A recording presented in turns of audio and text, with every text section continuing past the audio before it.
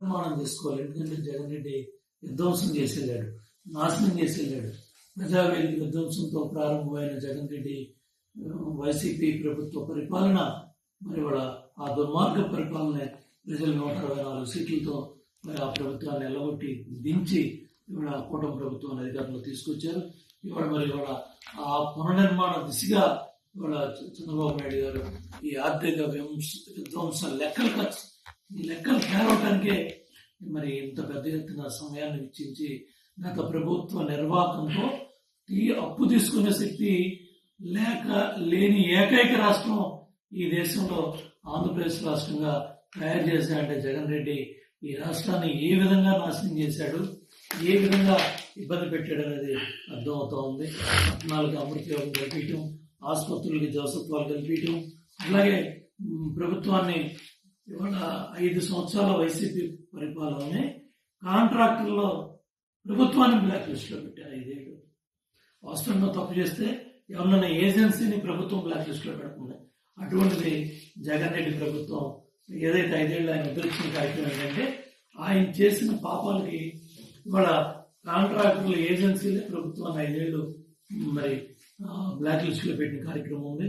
అట్లాగే బీసీలని ఆదరణ కింద మరి ఏదైతే వైకాపాయంలో 8,851 కోట్లు ఏదైతే ఆ ప్రభుత్వం కంటే కూడా ఎక్కువ ఈ ప్రభుత్వంలో 8,851 కోట్లు మన బీసీ సోదరులకి కేటాయింపులు జరిగాయి. పేద పథకాలన్నీ కూడా పట్టాలకి ఇచ్చారు. ఎస్టీ ఎస్సీ సోదరులకి భరోసా ఇచ్చారు. మైనార్టీలకి పెద్ద ఎత్తున నిధులు ఇచ్చారు. ఆ విధంగా మరి డ్రోన్ టెక్నాలజీ విప్లవాన్ని తీసుకొచ్చి మరి ఇక్కడ పెద్ద ఎత్తున విజయవాడ అమరావతి పరిధిలోనే డ్రోన్ గొప్పతనం ఏంటి, ఏ విధంగా డ్రోన్ టెక్నాలజీని ఉపయోగించే రైతాంగం అని ఆ విధంగా డ్రోన్స్ కూడా రైతులకు ఇచ్చే కార్యక్రమం జరుగుతూ ఉంది. వ్యవసాయానికి కూడా అత్యధికంగా 48,341 కోట్లు అన్ని రంగాలకు కూడా కలిపి ఇవ్వడం జరిగింది. ఈ విధంగా ఈ డ్రోన్ విప్లవం యంత్ర పరికరాలు ఏవైతే ఉన్నాయో, ఆధునీకరణ ఉన్నాయో అవన్నీ కూడా పెద్ద ఎత్తున మరి రైతాంగానికి అందుబాటులో తీసుకోవటం కాకుండా రైతులకు వ్యక్తిగత యంత్ర పరికరాలు అందజేయటం కానీ 1000 డ్రోన్లు ఇచ్చే కార్యక్రమం కూడా జరుగుతూ ఉంది. అన్నదాత సుఖీభ డబ్బులతో పాటు దగ్గర వేట నిషేధిత వృత్తిగా మత్స్యకారులు కూడా దగ్గర 246 కోట్లు వెళ్తా ఉన్నాయి. ఆ విధంగా సమగ్ర అభివృద్ధితో సమగ్ర విధానంతో ఈ ప్రభుత్వం ముందుకెళ్తా ఉంది. ఆంధ్రప్రదేశ్ రాష్ట్ర చరిత్రలో 3,22,359 కోట్లతో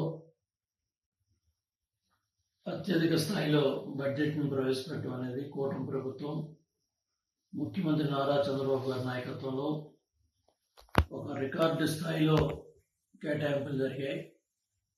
అభివృద్ధి, సమగ్ర సంక్షేమం, సమగ్ర అభివృద్ధి, సంక్షేమం రాష్ట్ర సర్వతోముఖ అభివృద్ధికి అవసరమయ్యే విధంగా ఈ కేటాయింపులు జరిగాయి. రాష్ట్ర గతిని స్థితిని మార్చే విధంగా సానుకూల ప్రగతిశీల బడ్జెట్ను తీసుకురావడం జరిగింది. సోదరుడు బయ్యావుల్ కేశవ్ 3 దశాబ్దాల పైగా రాజకీయ రంగంలో శాసనసభ్యుడిగా, ఈరోజు ఆర్థిక శాఖ మంత్రిగా ఒక చక్కటి బడ్జెట్ని కూటమి ప్రభుత్వం రాష్ట్ర ప్రజలు గర్వపడే విధంగా చంద్రబాబు గారి నాయకత్వంలో ఈ బడ్జెట్ తీర్చిదిద్దేందుకు అభినందిస్తూ ఉన్నాం.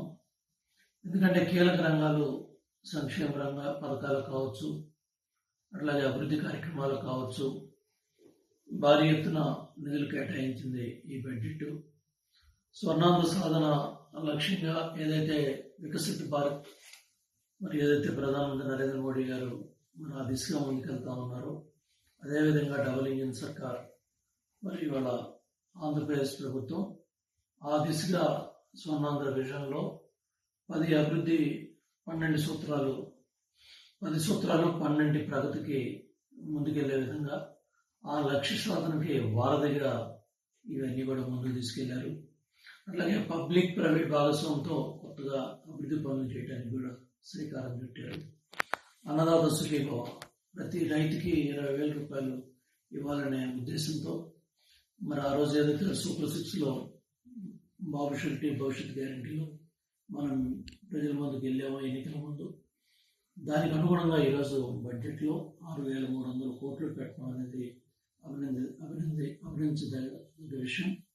అట్లాగే తల్లికి వందనం ఆ రోజు 15,000 అన్నారు, 13,000 అన్నారు, ఇన్ని లక్షలు అన్నారు, అన్ని లక్షలు అన్నారు, మాయమాట అని చెప్పారు.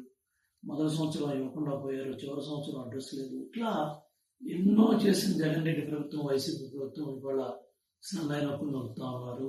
ఆ రోజు ముగ్గురు కావచ్చు. చూడండి, నాకు ప్రతిపక్ష హోదా కావాలన్నాడు.